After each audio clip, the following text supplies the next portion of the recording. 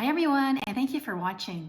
If you're watching, I know that you love Chinese cooking and you want to learn more about how to use the different sauces in Chinese cooking.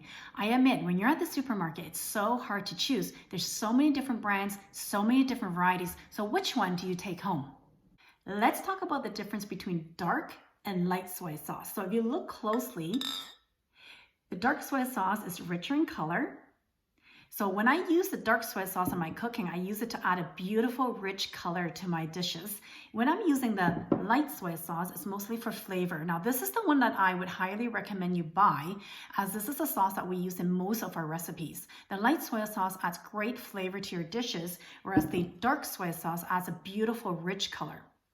Another difference between the dark and the light, if you don't know this already, dark soy sauce actually has a higher sodium content compared to the light soy sauce. So I use this mostly in my daily cooking. And when I need to add some beautiful color, rich color, I use the dark soy sauce. If you're still watching, I know that you want to learn more. So I use this one here. It's called seasoned soy sauce for seafood. It's not as salty and it's perfect to bring out the nice freshness of your fresh seafood.